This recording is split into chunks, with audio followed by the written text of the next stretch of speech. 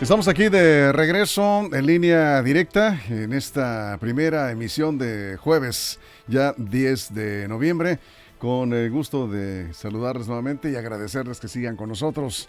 Por supuesto, muchísimas gracias por compartir esta transmisión en vivo. Aquí ya en la mesa de análisis. Jesús Rojas, ¿cómo estás? Muy buenos días. ¿Qué tal, Víctor? Buenos días a los compañeros y buenos días al auditorio. Juan Ordorica, bienvenido, buenos días. Muy buenos días, Víctor, compañeros de la mesa, amigos de la producción. Y hello, estimada audiencia, que hoy jueves, casi viernes, nos escuchan. Saludos. Armando Ojeda, ¿cómo estás? Muy buenos días, bienvenido. Muy buenos días, amigo Víctor Torres, compañeros de la mesa, chicos de la producción y gente que nos escucha aquí en nuestro queridísimo estado de Sinaloa, Víctor. ¿Y? Más allácito de nuestras fronteras, que hay muchísima gente atenta con nosotros, amigo. Así es, aquí estamos y está entrando aquí al estudio Merari Villegas. Vamos a darle tiempo que se acomode bien. Es la presidenta de Morena. Sí, es la presidenta de Morena. Es que trae un poco de resfriado, ¿verdad? Tiene un poco, me decía que tenía gripa ayer, por eso llegó con el cubrebocas. Por eso es que lo está usando. Y le damos tiempo a que va entrando aquí al estudio. Es la presidenta de Morena en Sinaloa y es el tercer programa en serie que tenemos esta semana sobre la reforma electoral. Ya ustedes escucharon, si nos estuvieron viendo en estos días a través de radio, a las presidentas del PAN y del PRI, ¿sí? Martes y miércoles. Y hoy jueves, aquí la cita con la presidenta de Morena en Sinaloa, la diputada federal Merari Villegas. Merari, bienvenida, muy buenos días, ¿cómo estás? Hola, muy buenos días, Víctor. Un honor para mí estar en esta mesa de análisis. Hola, Jesús, Armando, Odorica. Muchas gracias por la invitación. Y vienes un poco resfriada, ¿no? Ayer me comentabas y por eso estás usando el cubrebocas. Bien. Sí, para cuidarlos a ustedes más que nada, Sí, porque sí, tuve, a pesar de que le tengo muchísimo miedo a las inyecciones, tuve que meterme ahí una cefaxona para poder estar hoy aquí con ustedes. Eso es. ¿Una qué? Ah, es que eres enfermera, ¿verdad? Cefaxona es Sí. un antibiótico muy fuerte y Sí. duele mucho. La inyección Aparte. sí, creo que ya la conozco. Bueno, pues aquí estamos precisamente y ya lanzamos una pregunta sobre la reforma electoral. Dentro de las propuestas que está planteando la reforma del presidente López Obrador, que es esta iniciativa, está la propuesta de reducir el número de diputados y senadores. Y ya están votando, ya tenemos más de 500 personas que han emitido su voto, sí o no. ¿Sí? ¿Estás de acuerdo en reducir el número de diputados y senadores? Vamos a ver qué nos dice la encuesta al final de esta mesa. Pues abrimos con esa pregunta, Merari, pues es parte de lo que está planteando el presidente. Supongo, pues tú vienes a defender completamente la propuesta del presidente López Obrador en materia de reforma electoral y abrimos con esa pregunta. ¿Tú estás de acuerdo en que se reduzca el número de diputados federales y senadores? Por supuesto, yo creo que hay que iniciar diciendo, Víctor, que hay una narrativa que la oposición estaba utilizando en donde de alguna manera le dice al ciudadano que queremos dañar la democracia, que queremos eliminar el INE. Totalmente falso. Lo que queremos es transformar al INE. Y no es la primera vez que se hace. Hace años, que hay que decir también que esta iniciativa por la creación de este Instituto Nacional en aquellos años a favor de gente con una firme convicción hacia la democracia, que incluso hoy están en nuestro movimiento, que incluso uno de los creadores de esta propuesta de iniciativa fue el creador de esta propuesta que el presidente metió a la Cámara de Diputados, que es Pablo Gómez, como Horacio Duarte también en su momento. Y no es la primera vez que se hacen propuestas para transformar un instituto adecuado o adecuarlo más bien a las nuevas épocas en las que se viven en el país. Ningún instituto puede ser estático, tiene que irse transformando conforme va cambiando toda una sociedad y todo un sistema. Entonces no queremos eliminarlo, totalmente lo contrario, queremos fortalecer, queremos demostrar que realmente se puede tener una democracia con mejor calidad y con menos dinero. La oposición dice que lo que quieren es domesticar al INE. Domesticado está ahorita está domesticado. A partir del 2023 es que se repartieron la autoridad electoral y hay que decir nombres, Felipe Calderón, con una parte del PRI, se repartieron la autoridad electoral y fue a partir que de ahí, del 2023, que vino una decadencia de este instituto. Empezaron a perder credibilidad, objetividad. Una de los objetivos de tener este instituto también es promover la educación cívica, ¿Cuándo has visto tú que el instituto promueve la educación cívica? Hoy hay una sociedad más politizada, más participativa, pero es gracias a todo un movimiento que se manifestó el pasado 2018. Muy bien, abrimos la mesa, primera vuelta, Jesús. Sí, y sin embargo, el Instituto Nacional Electoral, con todos sus errores, logró mantener estabilidad política al momento en el que la mayoría de los votos de los mexicanos le daban el triunfo al presidente Andrés Manuel López Obrador. Es decir, no fue un árbitro que se negara a un proceso de transformación, como ustedes lo nombran, y que además ha sido garante de estabilidad política durante muchos años en este país. Yo entiendo y coincido contigo y con la propuesta del presidente que habría que hacer cambios, sobre todo en la manera en que se está gastando, pero como tal el instituto no creo que haya sido ese ogro como lo quieren ver algunos, ¿no?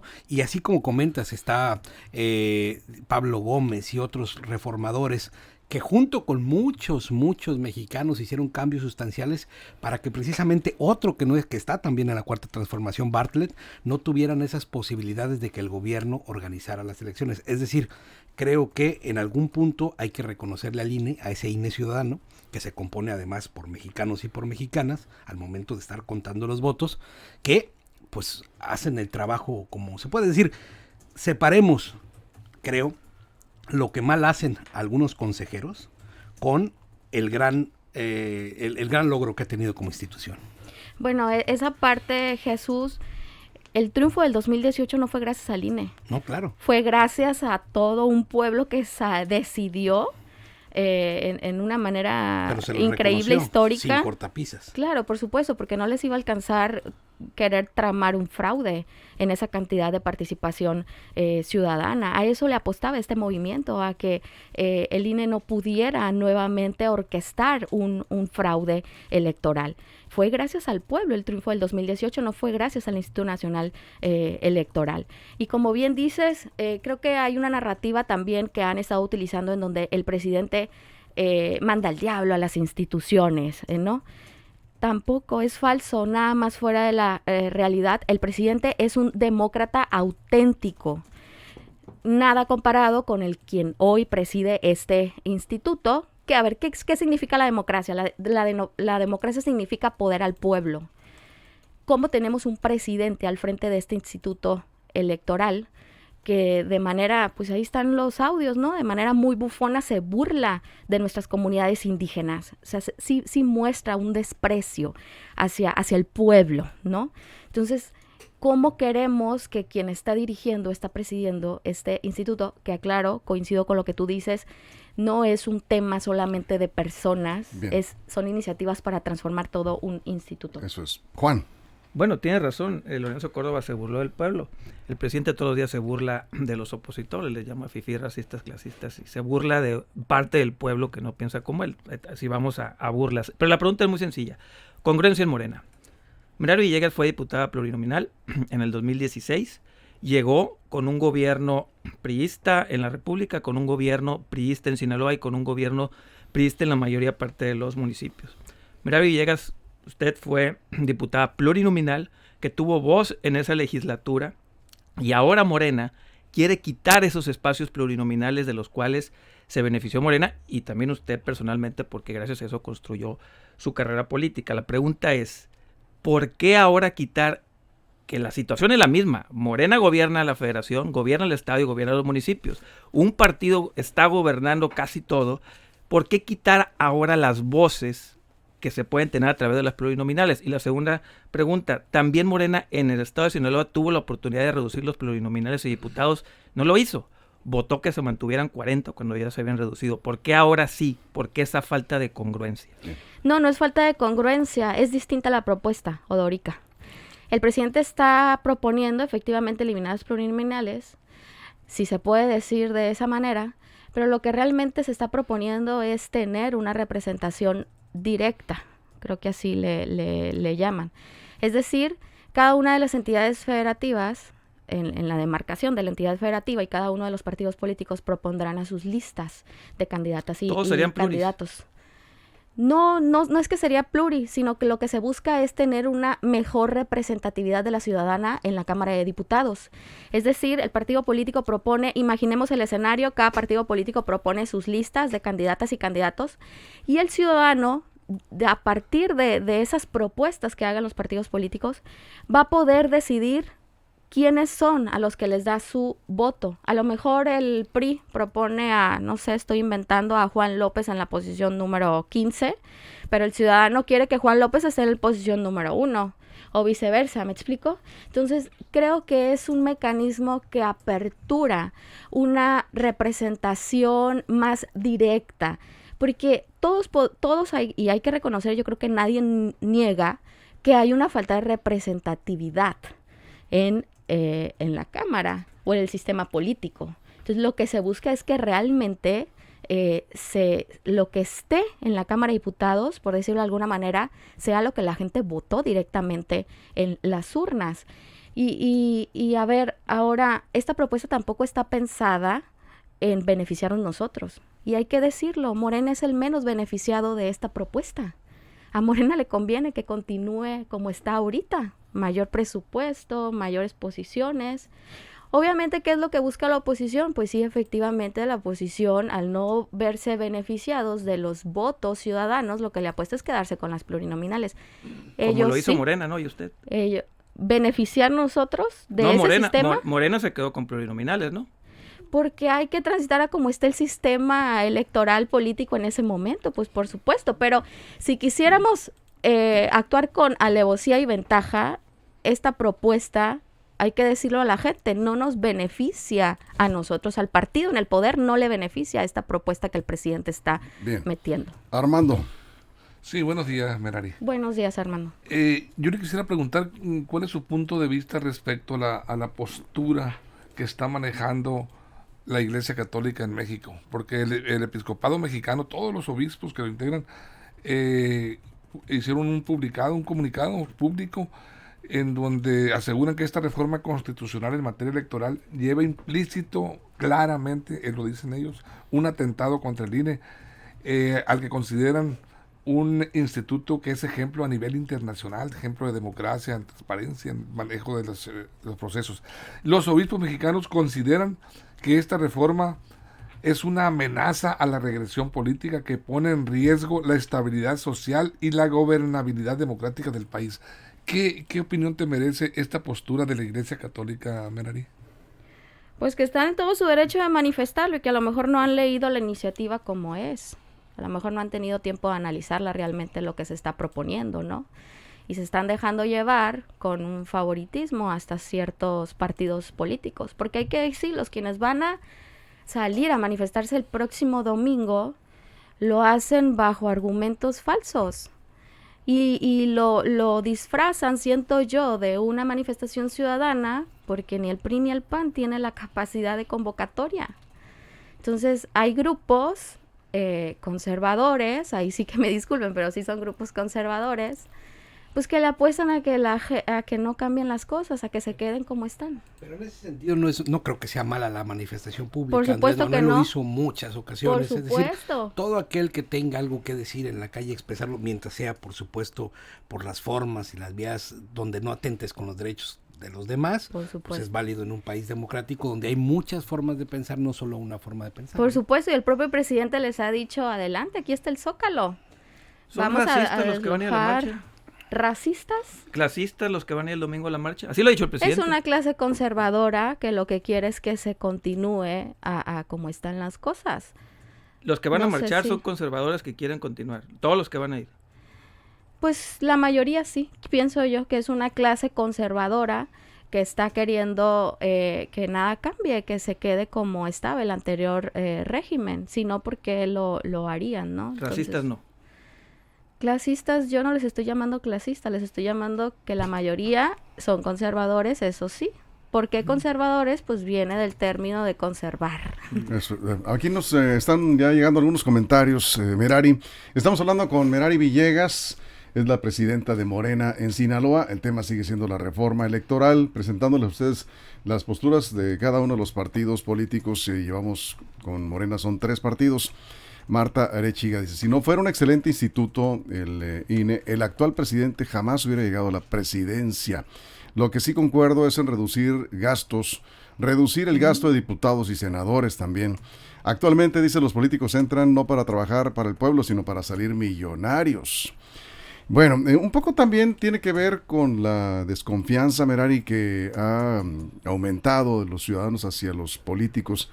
En el sondeo que hicimos ayer estuvo Rogelio Félix en las calles preguntando, muy dividida la opinión, muy marcada la opinión a favor de que el INE no desaparezca, a favor de que se reduzca el presupuesto, que no se gaste tanto dinero en elecciones.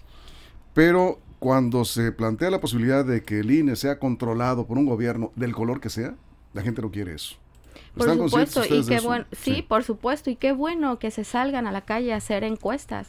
Claro que si la pregunta es, ¿estás de acuerdo que desaparezca el INE? Y casi plantean la pregunta de que ya no van a emitir tu credencial de elector y vas a batallar en los trámites del banco, pues por supuesto que la gente va a decir que no. Hay que ver también cómo se plantea la pregunta. Y pero ahorita ¿sabes qué? Una acotación nada más sobre eso que dices. Sí, efectivamente, tienes mucha razón. La gente interpreta como que si desaparece el INE, ya no voy a tener la credencial para identificarme, pero ¿sabes qué dijeron? Si la credencial de elector va a quedar ahora en manos del gobierno, no me inspira confianza. No, y eso también es falso. O sea, la confianza... No se está proponiendo eso No, no se está proponiendo, ni así lo preguntamos, Sí, pero no. es lo que percibe la... No, yo me refiero a las encuestas que han salido, que por cierto el INE tiene una, ¿no? Que también no le favorece los resultados que dieron en esa encuesta y por eso no la han. Pero qué bueno que se hagan encuestas, es parte también de la democracia que la gente se manifieste. Y hablando, una de las cosas que yo he percibido, no sé ustedes, pero es que la gente está totalmente de acuerdo en que se reduzca el gasto tanto a los partidos políticos como a los consejeros y consejeras del INE. Y un dato nada más, ellos perciben bruto 234,519 pesos aproximadamente, de los cuales más comida, claro, más además carro, cuentan con un vehículo pagado por el instituto, una bonificación de hasta 4,000 pesos para cubrir costos de telefonía, hasta 14,000 pesos de gastos de alimentación, ¿puedes repetir eso de etcétera. la telefonía? ¿Cuánto es? De telefonía son 14,000 pesos para gasto, costos de telefonía personal, y hasta 14,000 pesos para gasto de alimentación. No traigo exactamente el pero número, les pagan el dato. les dan línea telefónica, ¿verdad? Les dan un teléfono, sí, y les dan 14,000 pesos para 14,000 pesos para gastos de alimentación también. O sea, no hay que querer tapar el sol tampoco con un dedo, o sea, sí se pasan, se han estado pasando. Hasta cuando nosotros promovimos la reforma de austeridad republicana, pues los magistrados del Tribunal Electoral pues fueron los primeros que se ampararon para que no se le tocara ahí sus ingresos. Nos quedamos, Juan. Es rápido. Merari, todas las reformas, tú hablabas de que todos los institutos van cambiando, no es el mismo instituto del 2006 a la fecha, han ido cambiando. Sin embargo, desde que se creó el INE, absolutamente todas las reformas, todas, y ahí sí voy a ser general, han venido desde la oposición. Y han contado todas las reformas, incluido Andrés Manuel López Obrador cuando era opositor, con la anuencia de todos los partidos políticos y fuerzas políticas. Esta es la primera reforma que viene desde el poder sin haber consensuado con los partidos políticos. ¿Por qué eso es bueno para la democracia? Cuando las reformas se dan desde el poder. Eso, ¿por qué sería bueno una reforma que venga desde el poder y no desde la oposición como fueron las anteriores? Bueno, vuelvo a repetir, esta propuesta no le favorece al partido en el poder y además hay un estudio bien importante que ahorita lo estaba buscando, que se hizo en mayo en el Senado, en la Cámara del Senado, de cómo las propuestas se fueron, la propuesta en general, porque esta es una reforma muy amplia, yo creo que estamos centralizando mucho también el tema, solamente en el tema del INE, pero es una reforma mucho más amplia que trastoca otros temas muy importantes, como el tema de los partidos políticos, la regulación, el voto electrónico, que ya lo que pasó en Brasil, que rápidamente pudieron ahí tener los datos, y muchos otros temas, pero a lo que voy es que esta propuesta, cuando tú las desglosas, digamos, tema por tema, de reducción a presupuesto a partidos políticos, etcétera, hay una coincidencia, y hay un estudio que se hizo en el Senado en mayo, en donde pues hay más coincidencia con el PRI, o sea, estaban las coincidencias con el PAN, el PRI y las propuestas que hizo Morena, Y hay muchísimas coincidencias cuando tú desglosas los temas y te metes a profundidad a analizar realmente lo que plantea la reforma. Yo entiendo que la oposición tenga que hacer su trabajo como oposición, que también es parte de la democracia, pero Morena es el primero, tanto en la Cámara como en el Senado, de que invita a la oposición a que se siente a la mesa, a proponer, a discutir, a dialogar, y ellos lo volvieron a hacer como en la reforma eléctrica. Bien. Se levantan de la mesa. Tenemos que ir a una pausa, nos quedamos con Armando, cuando estamos de regreso en radio. Nos quedamos aquí en redes sociales sin comerciales, ya lo saben, ¿no? Pueden conectarse a Línea Directa Portal. Estamos en Facebook, en vivo, estamos en YouTube, Línea Directa TV, y por supuesto en radio, en las estaciones de RSN. Vamos a la pausa en radio y regresamos a la mesa de análisis. Merari Villegas, presidenta de Morena en Sinaloa, invitada a la mesa sobre el tema de la reforma electoral. Regresamos. Información confiable, segura y profesional.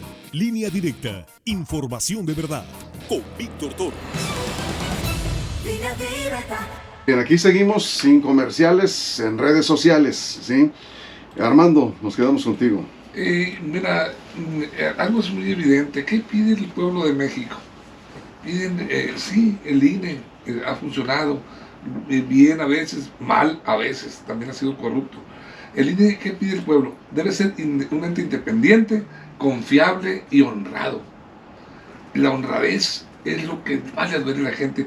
Y la verdad, ¿cómo lograr ser, por ejemplo, honrado y honesto en el manejo cuando vemos la verdad que se mantiene por parte del erario mexicano a 332 juntas ejecutivas? Es la estructura burocrática permanente más onerosa y que trabajan cada 3 años, 1 de descanso. Uno trabaja, cada 3 años trabajan 1 año y 2 de descanso. No, el INE siempre trabaja, ¿no? Sí, Víctor, pero no... Cada 3 años hay elecciones. Eso sí, pero no es la misma el trabajo abundante que tienen las juntas ejecutivas, es demasiado. Y el sueldo, las prestaciones siguen siendo las mismas, hay que reconocerlo, ¿no? Pero a lo mejor no conocemos el trabajo que se hace, bueno, por ejemplo, los temas de cartografía electoral, capacitación. Sí. El tema de pero el trabajo fuerte, yo me refiero, es en el año del proceso electoral. Sí, pero es muy tendencioso decir que no trabajan más que cuando hay elecciones, eso no es cierto. Bueno, quizá a medias, vamos a darle el beneficio de que trabaja a medias, pero con el mismo presupuesto. No, en año electoral aumenta el presupuesto de los órganos electorales, y cuando no es año electoral hay un presupuesto. Pues yo tengo entendido que el presupuesto ahí está. El presupuesto, para no confundir, el presupuesto operativo del INE es muy distinto cuando hay elecciones a cuando no hay elecciones. Y siempre está trabajando. Que es una estructura que se puede ajustar, totalmente de acuerdo, pero no hay que lanzar una información que es errónea, ¿no? No es así. Bueno, siempre está trabajando. Habría que ver el nivel pero de trabajo. trabajan menos, ¿no? Sí, trabajan menos. Pues también los diputados. Igual que los partidos políticos también. Los diputados locales, federales, senadores, en receso 6 meses, se les paga. 6 meses, ¿no? Así y no me digan que trabajan igual. Por eso ¿no? hay que cambiar eso. Sí. O sea, los partidos políticos también. ¿Cuántas veces reciben te ha tocado muchísimo. ser diputada local, diputada federal? Ya experiencia en la Cámara, conoce a los compañeros.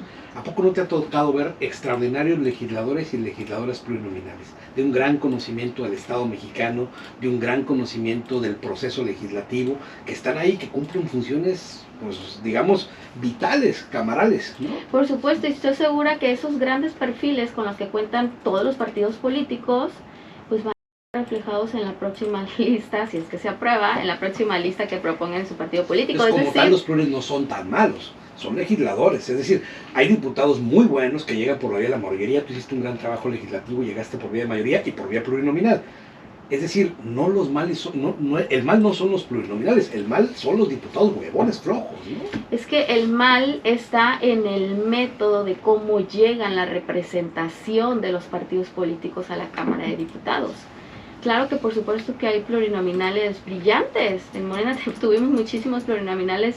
De los mejores cuadros de Morena fueron plurinominales en la primera legislatura, en la 64 en la Cámara.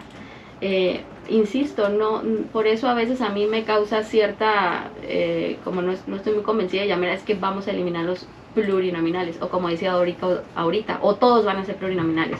No, o sea, lo que se busca es cambiar el sistema por el cual llegan la representación de los partidos políticos. Esos grandes cuadros con los que cuentan todos los partidos políticos, pues van a estar en sus listas y la gente podrá votarlos. Pregunta rápido, sí o no. Si Calderón hubiera propuesto que la presidencia de la República pusiera 20 consejeros, el Congreso del PRI en otros 20 consejeros, ¿Moreno hubiera aceptado? A ver, vamos a regresar.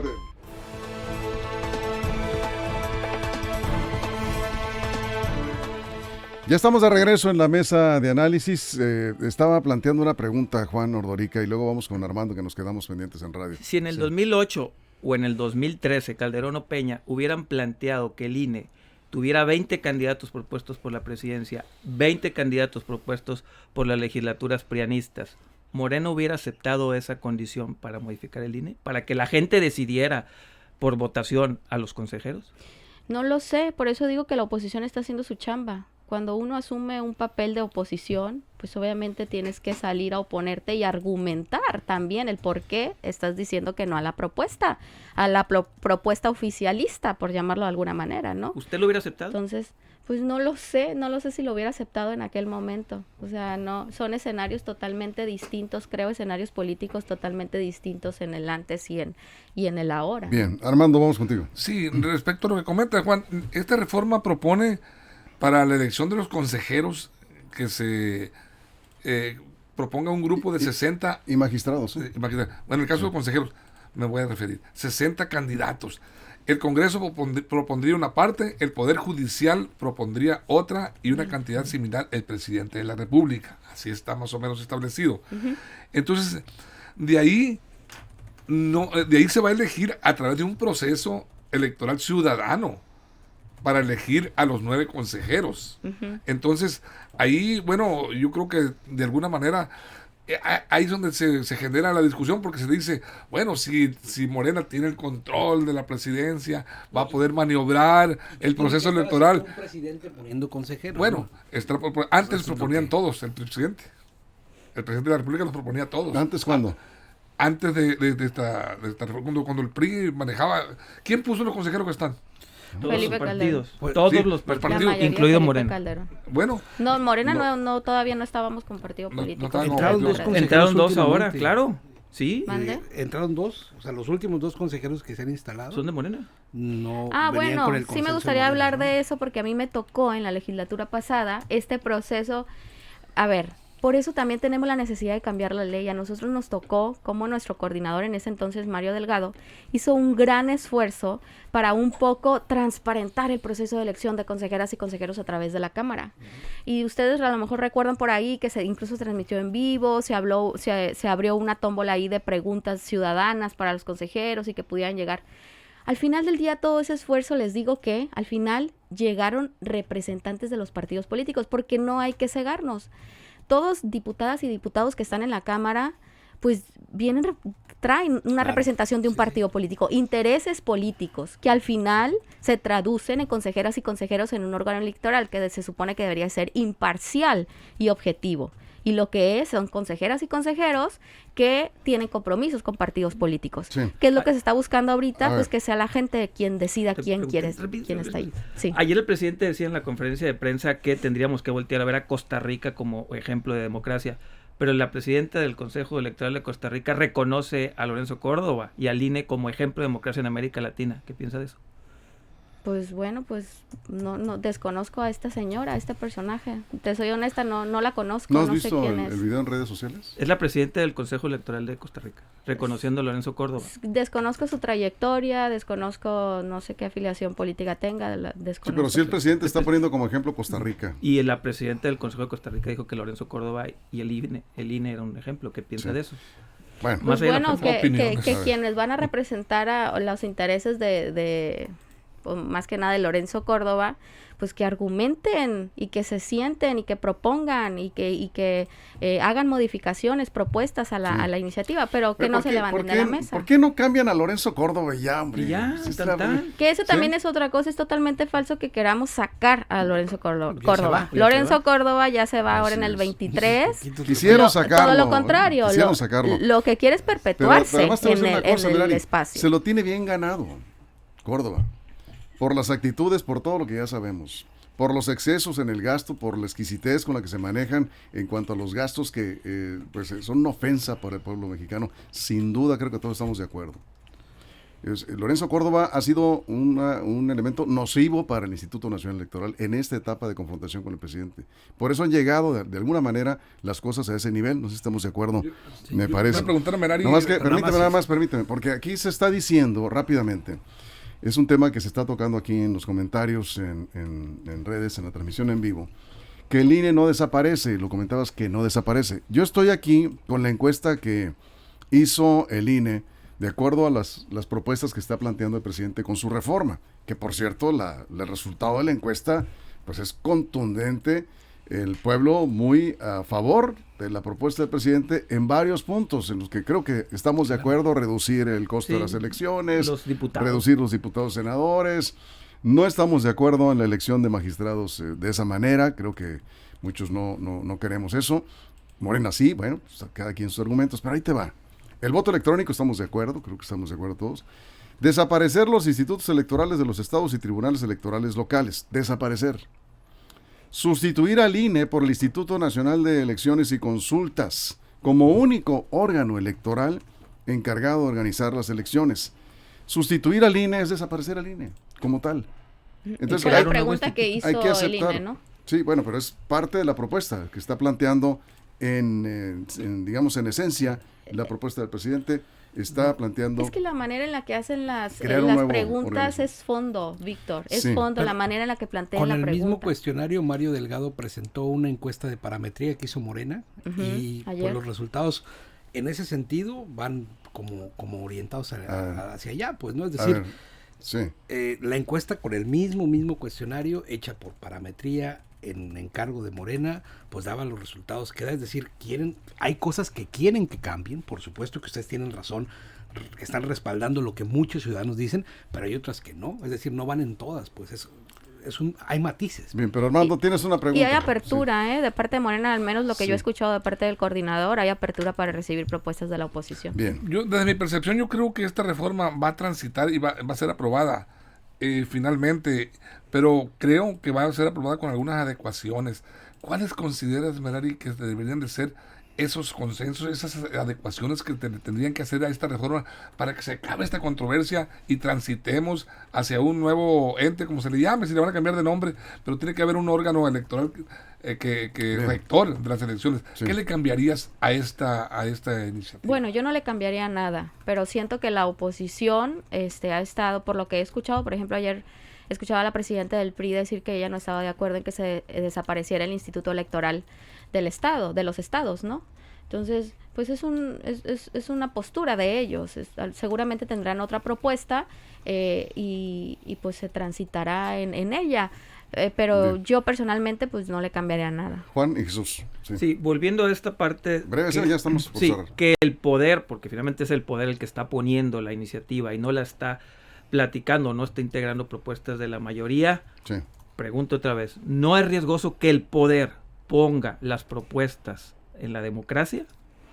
No, porque se está haciendo un ejercicio incluso de parlamento abierto en donde todos están pudiendo visibilizar o poner en la mesa ¿Se va a sus modificar propuestas. la propuesta? No lo sé, pues me encantaría estar ahí. Sí, lo más probable, puedo estar. decía Mario. Pues no lo sé si se vaya a modificar o no, pero si se modifica, pues qué bueno, no somos iguales, lo hemos dicho una y otra vez. A mí me tocó sufrir las aplanadoras de las mayorías, la cerración, cuando no te invitan a la mesa a dialogar, a acordar, y hoy el ejercicio parlamentario es totalmente distinto con la mayoría de Morena, y eso se ve reflejado en esta y en otras iniciativas. Jesús, cerramos. Muy rápido, nada más. El PAN tiene definida su postura, Movimiento Ciudadano tiene definida su postura, el PRI, ¿qué va a pasar con él? ¿Lo van a convencer como lo convencieron a la Guardia Nacional? Pues yo espero que sí, ¿no? Yo espero que sí. Yo siempre he tenido este reconocimiento a nuestro coordinador Ignacio Mier. Es un hombre con mucha capacidad de acordar con la oposición. Sí, la conoce muy bien, viene de ella, del PRI. La conoce bien, pues sí, pero pues antes, ¿qué opciones? No había muchas opciones tampoco también para militar. Hay muchas... Mirari, también maiciaban antes. También, qué bueno que tocas ese punto, porque precisamente antes cómo doblegaban a la oposición, pues a cañonazos de billetes. ¿Y hoy no? Y hoy no. Hoy no, hoy realmente se le apuesta a un ejercicio político. Con averiguaciones previas. Y Expedientes. Son ejercicios políticos. Lo que a mí me ha constado, pues el tiempo que he estado en la Cámara, Sí. realmente se le apuesta a hacer A ver, una mira, serie ¿cómo, de ¿cómo ejercicios doblaron a políticos. Mario Zamora? ¿Tú sabes? Platícanos, así aunque sea No un lo minuto. sé, no lo sabes? sé cómo Bueno. doblegaron a Bueno. Mario Ya no- Zamora, oye, pero qué sí. bueno Rápido. que... Ya no hay aplanadoras legislativas en Morena, ya no hay ninguna aplanadora, se acabaron las aplanadoras en México. Sí, se acabaron las aplanadoras. A ver, nos vamos rápidamente porque ya se me fue la encuesta. Sí, se me fue la encuesta. La encuesta, la pregunta que hicimos en esta transmisión en vivo, muchas gracias por su participación, rompió récord de participación. El 88% está a favor de que se reduzca el número de diputados y senadores. Ya lo sabíamos, sí, pero era importante sondear. Esto está muy claro. La ciudadanía, ya lo comentabas Armando, quiere que se gaste menos en elecciones y se gaste menos en diputados y senadores. Ojalá que esto, pues, eso sí transite, ¿no? Vamos a ver. 88%. Solo el 12% dice que no está de acuerdo. Pues nos vamos, Jesús, muchas gracias. Buenos días para todos. Gracias, Juan. Nos vemos, gracias Merari. Gracias, Gracias, Armando. Odorica. Merari Villegas, presidenta de Morena, muchísimas gracias por estar acá. Muchas gracias a usted, Víctor, y a todos. Muchas gracias. A pesar de su resfriado, se defendió se bastante bien, se defendió Merari. Nos vamos, muchas gracias. Esperamos en punto de la 1 de la tarde en la segunda emisión de Línea Directa. Información de verdad. La mesa de análisis, nueva edición. Evolución que suma valor. Conéctate en el sistema informativo más fuerte del noroeste de México. Línea Directa con Víctor Torres.